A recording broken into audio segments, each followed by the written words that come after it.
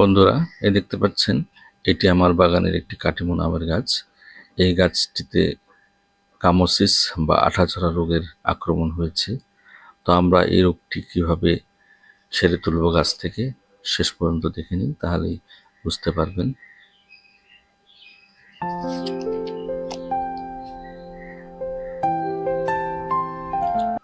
বন্ধুরা, সবাইকে স্বাগতম জানাই মুশফিক অর্গানিক গার্ডেনে। নতুন বন্ধুদের কাছে আবেদন রইল আমার চ্যানেলটিকে সাবস্ক্রাইব করে নেওয়ার জন্য এবং নোটিফিকেশনের জন্য বেল আইকনটি অবশ্যই প্রেস করে নেবেন, যাতে করে আমার নতুন ভিডিওর নোটিফিকেশন আপনাদের কাছে যায়। সেই সমস্ত ভিডিও দেখে আপনারা উপকৃত হতে পারেন। তো বন্ধুরা, দেখতে পাচ্ছেন আমার এই কাটিমন আমের গাছটিতে আঠাঝরা রোগ বা গামোসিস রোগ হয়েছে। তো এই রোগটি একটি ছত্রাকজনিত রোগ। সাধারণত ছত্রাকের আক্রমণে এই রোগটি হয়ে থাকে। এই রোগটি হলে আঠা ঝরতে ঝরতে গাছটি শুকিয়ে যায়। আস্তে আস্তে একটা সময় আসে গাছটা মারা যেতে পারে বা মারা যায়। তো আমরা যদি সঠিক সময়ে এবং সঠিকভাবে যদি আমরা যত্ন না করি এই গাছের বা চিকিৎসা না করি, তাহলে গাছটি মারা যাবে। তো সেই জন্য আমরা কিভাবে চিকিৎসা করব বা আমি কিভাবে চিকিৎসা করব তা নিয়ে এই ভিডিওটি বানিয়েছি আপনাদের সম্মুখে। তা আপনারা শেষ পর্যন্ত দেখে নিন, তাহলেই বুঝতে পারবেন যে কোন চিকিৎসা করলে এই আঠাঝরা রোগ বা গামোসিস রোগ থেকে গাছ মুক্ত পায়।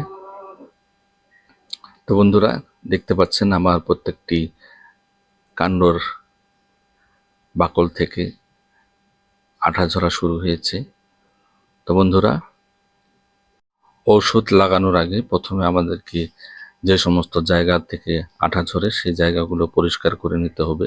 যদি প্রয়োজন পড়ে আপনারা ছুরি বা চাকু দ্বারা আপনারা সেই সমস্ত বাকলগুলো একটু চেঁচে ফেলে দিবেন, যে জায়গাগুলো থেকে আঠা ঝরে আসে। তো আমি চিকিৎসার জন্য প্রথমে দেখতে পাচ্ছেন আমার হাতে ব্লাইটক্স। এই ব্লাইটক্স আমি পেস্ট বানিয়ে নিব। আমি মাগের মধ্যে কিছু দিয়ে দিতেছি, তারপর এখানে কিছু জল দিয়ে একটু ভালোভাবে পেস্ট বানিয়ে নিব। অল্প জল, বেশি জল দিবেন না। তো এইভাবে আপনারাও এই ব্লাইটক্স ব্যবহার করতে পারেন। আর যদি ব্লাইটক্স না ব্যবহার করেন, তাহলে আপনারা বদ্ধ পেস্ট বানিয়ে নেবেন।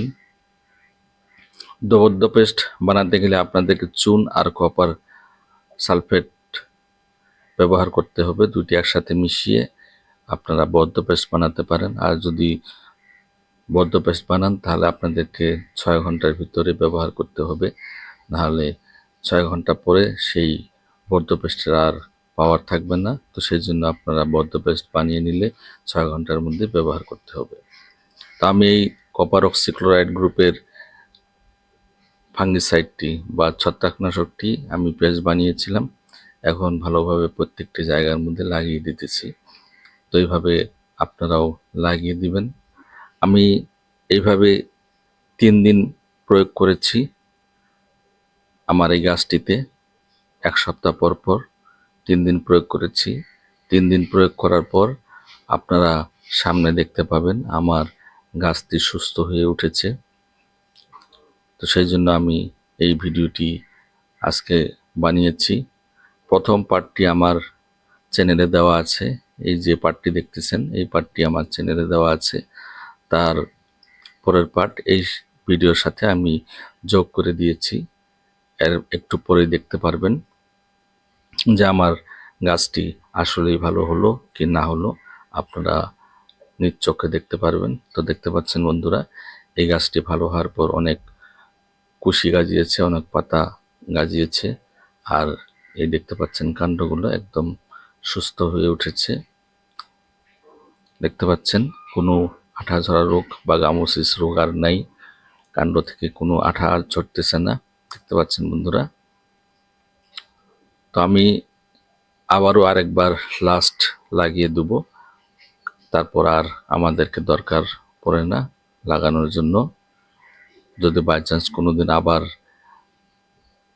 আঠা ঝরে বা গামোসিস রোগের লক্ষণ দেখা দেয়, তাহলে আপনারা এই কপার অক্সিক্লোরাইড গ্রুপের যে ফাঙ্গিসাইডটি আছে সেই ফাঙ্গিসাইডটি আপনারা পেস্ট হিসেবে লাগিয়ে দিবেন বা বর্ধ পেস্ট লাগিয়ে দিতে পারেন।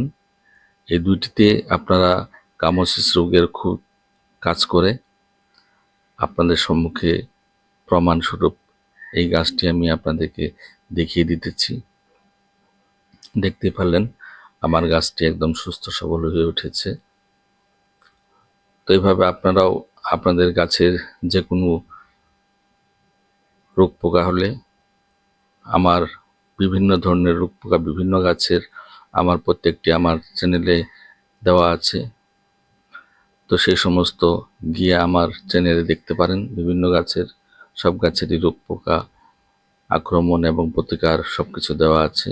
আপনারা সেগুলো ভিডিও দেখতে পারেন আমার চ্যানেলে গিয়ে। তো বন্ধুরা, আমার ভিডিওটি কেমন লাগলো কমেন্টসের মাধ্যমে আমাকে জানাবেন। যদি ভালো লাগে একটা লাইক দিবেন, বন্ধুদের সাথে শেয়ার করবেন। এই পর্যন্ত যেনারা আমার সাথে থেকে ভিডিওটি দেখে নিলেন, আমার অন্তরস্থল থেকে সবাইকে ধন্যবাদ জানাই। ধন্যবাদ জানিয়ে আজকে আমি ভিডিওটি এখানেই শেষ করে দিলাম। ধন্যবাদ।